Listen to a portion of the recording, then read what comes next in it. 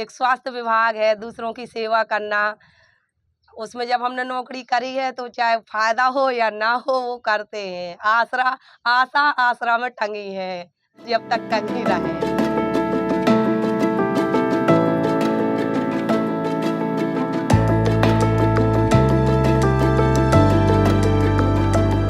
आशा कार्यकर्ता हमारे समाज में स्वास्थ्य सेवाओं की महत्वपूर्ण भूमिका निभाती हैं, लेकिन उन्हें कई चुनौतियों का सामना करना पड़ता है। इस विषय पर हमने चित्रकूट धाम मंडल के 4 जिले, जिसमें चित्रकूट, महोबा, बांदा और हमीरपुर आते हैं, वहाँ की 5 आशा कार्यकर्ताओं से बातचीत और इंटरव्यू किए हैं। सरकार द्वारा आशा कार्यकर्ताओं को स्मार्टफोन देने की पहल सराहनीय है, लेकिन इसके साथ ही उन्हें आवश्यक प्रशिक्षण और समर्थन भी देना आवश्यक है। इससे वह अपने काम को प्रभावी ढंग से कर सकेंगी और समाज की सेवा में अधिक योगदान कर सकेंगी। और जब इसे मोबाइल आया तभी से काम बढ़ गया ज़्यादा। मोबाइल का काम जब से तो आया है सबसे ज़्यादा। पहले कागजी कार्रवाई थी, अब बोले कि मोबाइल के वजह से काम आपका सरल भी हो जाएगा। अब सरल का है, उसमें हर चीज़ का मेंटेन रखो। अब कोई चला पाता है उतना, हम भी शायद उतना अधिक नहीं चला पाएंगे फ़ोन, जब चलाए नहीं तब कहाँ से चला पाएंगे, लेकिन धीरे धीरे सीखेंगे भाई। अब करना है काम तो सीखना तो पड़ेगा, तो उसी उद्देश्य से हम काम कर रहे हैं उसमें। और कागज में तो रखना ही पड़ता है हमें। जैसे हम कहते हैं कि चलो देखो बच्चे तुम्हारे पर्याप्त हैं, नसबंदी करवा लो, तो क्या कहेंगी, तुम हमारा गोबर डालो, चौका बर्तन करो, रोटी बनाओ, तो हम नसबंदी करवा लें। क्यों करवा लें नसबंदी? कमाते हैं हम, अपने बच्चों को खिलाते हैं, तुम जिम्मेदार होगा हमारे बच्चों के, क्यों नसबंदी करवाएं? 4 बातें सुनते हैं, जो कहते टीका लगवा लो, नहीं लगवा रहे टीका, बुखार आ जाता है, हम नहीं लगवाएंगे टीका। अरे तो उन्हें बताया कि इन बीमारियों से बचाव होता है, बच्चे बीमार नहीं होंगे। चलो ठीक है, सरकार ना हमें कुछ कर देगी, जब हमारे बच्चे बीमार होते हैं तो हमें प्राइवेट अस्पताल में लेके जाना पड़ता है, वहाँ इलाज करवाना पड़ता है, हमारा पैसा लगता है, हम नहीं लगवाएंगे टीके के, भग जाओ यहाँ से। बड़ी आ गई, 4 बातें सुनती हैं, फिर भी क्षेत्र का काम करती हैं। लेकिन वास्तविकता यह है कि आशा कार्यकर्ताओं से काम ज़्यादा और वेतन कम दिया जा रहा है। उन्हें अपने काम के लिए आवश्यक संसाधन और समर्थन भी नहीं दिया जाता, जिससे उन्हें अपने काम में कठिनाइयों का सामना करना पड़ता है। यह महिलाओं के श्रम की उपेक्षा और उनके अधिकारों का हनन है। और ई कवच में हमको आभा आई डी बनानी, पहले सर्वेक्षण के फिर आभा आई डी बनाते हैं, उसी में से हम लोग परिवार योग दंपत्ति पहले फीड करते हैं। 15 से 49 साल के जो जुड़ा होते हैं शादी वाले, उनको फीड करते हैं। उन्हीं में से फिर हम लोग लक्ष्य दंपत्ति निकालते हैं, मतलब ये लक्ष्य में कितने आ सकते हैं, जिसका 1 साल का बच्चा है, जिसका पिछला बच्चा ख़त्म हुआ हो जल्दी, जिसकी अभी नई शादी हुई हो, और ऐसे करके जो लक्ष्य में हमारे होते हैं, जिनके भी नसबंदी नहीं हुई, 2-3 बच्चे हैं, ये होते हैं लक्ष्य दंपत्ति हमारे, तो इनको हम फिर लक्ष्य दंपत्ति में करते हैं। वो भी मोबाइल से ही फीडिंग करनी है, उसमें भी डायरी में भी करनी है, मोबाइल में भी करनी है। तो ये डबल काम नहीं लगता? हाँ, डबल नहीं, उसमें देखिए पहले उन्हें सारे लोगों को योग दंपत्ति में लाओ, योग दंपत्ति से फिर उठा के उन्हें लक्ष्य दंपत्ति में ले जाओ, फिर लक्ष्य दंपत्ति से उठा के जब कोई महिला प्रेग्नेंट होती है, फिर उसे हम ले जा करके क्या कहते हैं, गर्भवती में लेके जाते हैं, तब उसको टीकाकरण शुरू होता है। टीका कितने दिए, कितने आयरन, कितने वो चढ़े, कितना उसका हेमोग्लोबिन, कितना वेट है उसका, 5 जाँचें हैं, कब हुई, 5 जाँचें में अलग अलग कितना वेट था, कितना उसका HR मतलब HB था, और कितना वजन था, कितनी आयरन उपलब्ध दी गई, क्या देने लायक है, ये सब चीज़ उसी में देख करना पड़ता, फ़ोन से ही सारा बायोडाटा। अब ऐसा कभी कभी काम पूरा हो ही नहीं पाता। अब यहाँ टीकाकरण भी देखो, यहाँ डिलीवरी भी देखो, यहाँ आभा आईडी भी बनाओ, यहाँ सर्वे भी करो। अब या तो रजिस्टर का आप करा लो या मोबाइल का करा लो, लेकिन कुछ ना कुछ तो कमी सबके में रह जाती है, पर कर रहे हैं जैसे तैसे। काम तो बहुत ज़्यादा है। उसकी शुरू से दीदी जहाँ हमारे मने कान में आवाज़ गई कि इसके बच्चा पेट में, तो मनो 9 महीना की हमारी ड्यूटी उसमें लग गई। और फिर जब बच्चा हो जाता है उसके बाद फिर जब बच्चा हो जाता है तो इसकी वजन में ड्यूटी लग गई।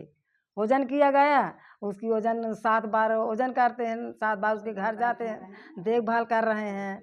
तो संचारी में अब यहाँ हम हैं तो वहाँ यदि हम गर्भवती को भेज रहे हैं प्रसूता को, तो हम एक साथ तो 2 जगह उपलब्ध नहीं होंगे। वहाँ तो हम बाद में ही पहुँचेंगे जब यहाँ की ड्यूटी खत्म हो जाएगी। तब तक वहाँ पहुँच गए, पता चला प्रसव मतलब हो भी गया। पूछा, बताया उन्होंने कि हम बुलाएं, लेकिन वो नहीं आई हैं, क्योंकि लोगों को क्या चाहिए? सेवा। उन्हें सेवा से मतलब है। यदि उन्हें उस समय वो नहीं देखेंगे, वो काम में बिजी थी, क्योंकि वो परेशान है। किसी जगह पे कोई नई जगह पे जाता, उस पे होता कोई हमारा हेल्पर हो, अब वहाँ पे हमें नहीं पाता, परेशानी होती है, तो वो कुछ गुस्सा की वजह से भी बोल देता है कि हम बुलाए नहीं आए हैं, लो वहाँ नो आशा कर दिए। एक बार ये नहीं सोचते हैं कि हमारी आशा है कहाँ। कम से कम एक बार उसे पता तो करो किस समस्या में है वो। शिकायतें हैं, काफ़ी शिकायतें, ऐसा नहीं है। काम करते हैं तो शिकायत तो हम करेंगे ही, और सरकार से काफ़ी शिकायतें हैं इस बात में कि जो सरकारी हमारे आदेश आते हैं तो उनका गलत फायदा उठाकर हमारे अधिकारी लोग शोषण तो बहुत करते हैं। किसी जैसे कि अब बताया मैंने कि उसमें प्रसव में नहीं चढ़ेगा, ठीक, अब 24 घंटे आशा को वहीं रहना है। वहाँ पे ना हमारे रुकने का कोई संसाधन है कि कोई एक रूम, कम से कम हम किसी घर की बहुएं हैं, जानते हो कि आशाएं हैं तो लड़की औरतें ही हैं, गांव की बहुएं ली गई हैं, तो हमें अथॉरिटी हम जानते हैं कि हमें जैसे इन लोगों को सरकारी वालों को रूम अलर्ट है, हमको नहीं अलाउ है, लेकिन कम से कम एक चैम्बर तो हमें दे देना चाहिए, उसमें 2 पलंग डलवा दीजिए, लेटरिन बाथरूम की व्यवस्था हो, जग बाल्टी एक हो, ताकि आशाएं जाएं जो रात में उन्हें रुकना है तो यहाँ में भटके तो वो भी तो किसी घर की इज्जत है, वो भी तो बहुएं हैं किसी घर की, तो कम से कम आराम करें। हमको यही लगे कि चलो पेमेंट नहीं मिल रहा, कैसे हम कुछ सुविधाएं तो मिल रही हैं, हमें भी इंसान की तरह भी हमारे साथ किया जाता है। अब यहाँ आशा कार्य में लगी है, या रात ज़्यादा है, 12 बजे 1 बजे, 12 बजे 1 बजे रात सवा आशा डरेगी, वहाँ जाने पे सबको डर लगता है किसी भी अजनबी के साथ में। और वहाँ यदि नहीं जा पा रही, सुबह आ रही है, हमारा कहने का मतलब है कि 24 से 48 घंटा जब आप हमारे लाभार्थी को रोक रहे हो और सुबह आशा पहुँच रही है, तो वहाँ पे इनको अनुपस्थित नहीं करना चाहिए, इतना तो इन्हें समझना चाहिए, लेकिन यहाँ कोई समझौता नहीं होता कभी। इतना तो हमको परिवार की अपनी जिम्मेदारी नहीं पड़ती, जितना जनता के लिए पड़ रही है, पर सरकार कुछ सुनाई नहीं कर रही है। अरे फिर जितना काम जो दे हो तो सरकार हमारे पेट के लिए तो सुनाई करे, हैं? कोई सुनाई नहीं है सरकार की। अकेले आश्रम में ये है कि आज नहीं तो कल ये सोचते हैं कि किसी न किसी दिन हो सकता, सरकार कह रही है कि परमानेंट कर देंगे या 10,000 का महीना कर देंगी, तो कम से कम आसरा है कि चलो आज नहीं तो कल होगा, इसलिए आशा सब काम पे लगी हैं अभी। आशा कार्यकर्ताओं का काम दिन रात चलता है और उन्हें किसी भी समय काम पर भागना पड़ सकता है। खाना पीना सोना सब छोड़ना पड़ जाता है कभी कभी। यह उनके पारिवारिक जीवन और स्वास्थ्य पर नकारात्मक प्रभाव डालता है। उन्हें अपने परिवार के साथ समय कम बिता पाने का भी दुख हमेशा रहता है। उनका स्वास्थ्य भी खराब हो सकता है। पागल तरह फिरते हैं, देखो लड़का बच्चा छाड़ के रात बिरात ना अपने किरवा पतिंगवा को नहीं डराते, तनी के फ़ोन की कहीं लखनऊ का फ़ोन लगाओ गाड़ी आ जाए, अब गाड़ी में भागे, गाड़ी वाला ना पता आसन बहू का कहाँ लेके चलागा। आप अगर रिश्तेदार आ गए हैं कोई तो उन्हें भी छोड़ दो। अगर आप शादी फंक्शन वगैरह में कोई छुट्टी नहीं मिलेगी, आशा को तो छुट्टी है ही नहीं। और कहो तो अरे तो तुम वेतन तो दे नहीं रही जो एप्लीकेशन हम दी तुम्हें, लेकिन कहते हैं जितना मिल रहा है उतना में गुजारा कर लो। किसी किसी को तो ये भी नहीं है। ऊपर से अगर कुछ बोलते हैं तो वहाँ हड़काए जाते हैं कि तुम बहुत बोलती हो। अगर हॉस्पिटल में कुछ बोल दें तो वहाँ कह देते तुम ज़्यादा नेतागिरी करने लगी हो, इसका काम मत करना। मैडम तो ये कहती हैं कि काम मत करना इसका, बिल्कुल इसके कैंडिडेट मत देखना। अरे जो तुम संविदा बेसिक में और डेली यूज में जो लड़कियां हॉस्पिटल में लगी हैं वो तक तर्रा के बोलती हैं। अरे पहले तुम अपना लिहाजा तो सुधार लो बात करने का, लेकिन उन्हें इससे कोई मतलब नहीं रहता है। स्वीपर भी होता है जो आशा से ऐसे ही बात करता है, पर काम करना है तो भैया जाना तो पड़ेगा, वहाँ बोलना पड़ेगा। अब चुनौती ऐसा है कि ऐसे घर में हमारे खाना बना रहे हैं, बच्चे को स्कूल जाना है और उसका समय गाड़ी का समय हो रहा है, उसको तैयारी करनी है, टिफिन बनाना, और अचानक फ़ोन आ जाता है, हमें हाथ धुल लेना है, उठाना है बैग, पहनना, ड्रेस निकालना है। बच्चा स्कूल जाए या ना जाए वो तो हमको जाना ही जाना पड़ेगा। घर में हमारे कोई बीमार है, डेड बॉडी रखी है, हमारी चाची साथ खत्म हो गई थी, यहाँ रखे डेड बॉडी खत्म हो गया, लेकिन वहाँ हमको जान नहीं पहुँच पाते हैं तो वहाँ पे अनुपस्थिति है, हमको नोटिस मिल जाएगी। ये चुनौतियाँ है तो है, यही तो चुनौतियाँ हैं। कार्य बोले घर से है, खाना खाए हो या नहीं खाए हो, जहाँ हमें पहुँचना है इतने बजे तो पहुँचना है। अधिकारी बाद में अब यहीं देख लीजिए, 10 बजे का समय हमको दिया गया था, 10 बजे से हम लोग खाना बताएं ड्यूटी किए, फिर वहाँ गए, इसके बाद अल्ट्रासाउंड करवाए, फिर ड्यूटी गए, फिर वो जो ख़त्म हो गए थे या हमारे गांव के वहाँ गए, वहाँ जाने के बाद फिर यहाँ हमको आना है, खाना खाएं ना खाएं पहुँच। अधिकारी अभी तक नहीं है। अब मेरे भैया का एक्सीडेंट हो गया, हाथ टूटा हुआ, नहीं जा पा रहे हैं क्योंकि हमें सर्वे करना है संचारी का। एक घर कम है तो कम क्यों है? काम भी कराए हो, मीटिंग में दूसरे दिन चिल्लाया जाएगा, कम क्यों है? नाम कभी यूनिसेफ का दिया जाएगा, कभी WHO का दिया जाएगा कि ये लोग डायरेक्ट ऊपर फैक्स कर देते हैं, हमारा डाटा गिरता है। ये कोई अधिकारी आगा काम समय से नहीं हो पाता तो वो इतना ज़्यादा दबाव देते हैं, हम तुमको नौकरी से निकाल देंगे, धमकी देते हैं, तो आपको नहीं काम करना है, आप इस्तीफा दे दीजिए, दूसरी आशा बहू हो जाएगी।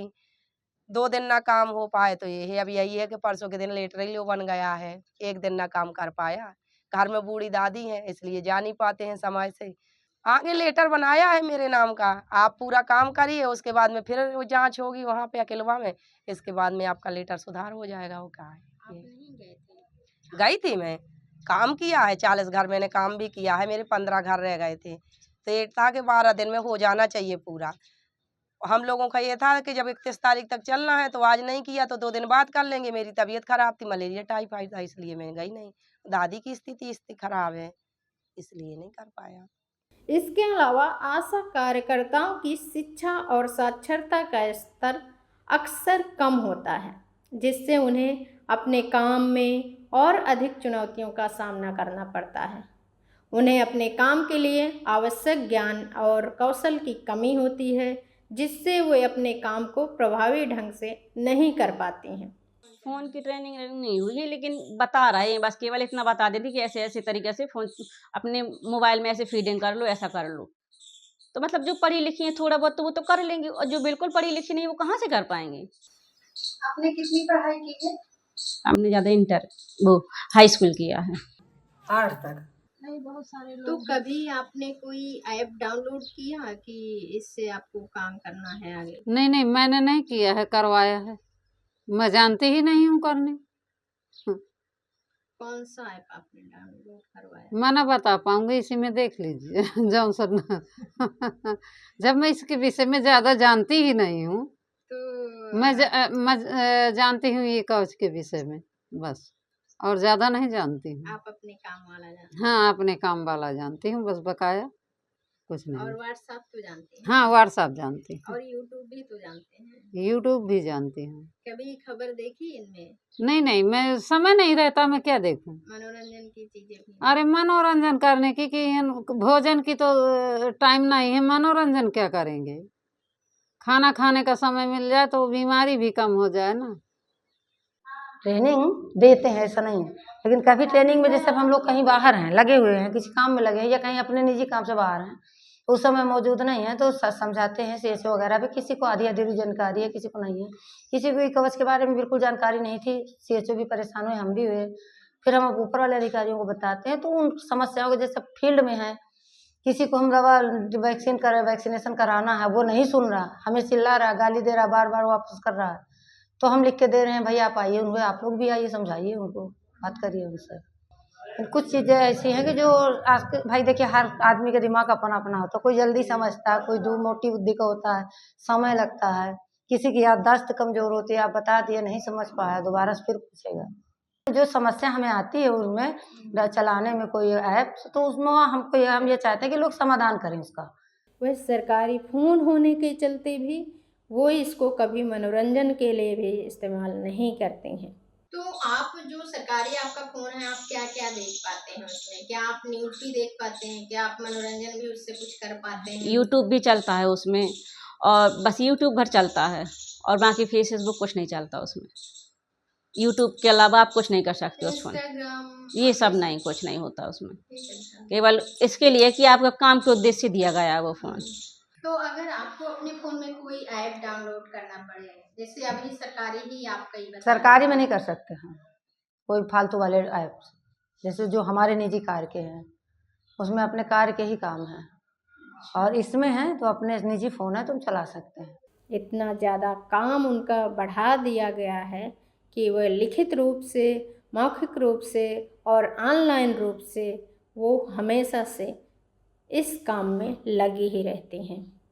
क्या हमारी सरकार इस पर भी कोई पहल करेगी, कुछ सोचेगी उनके वेतन के बारे में, उनके हक अधिकार के बारे में? खबर लहरिया, आपकी खबर आपकी भाषा।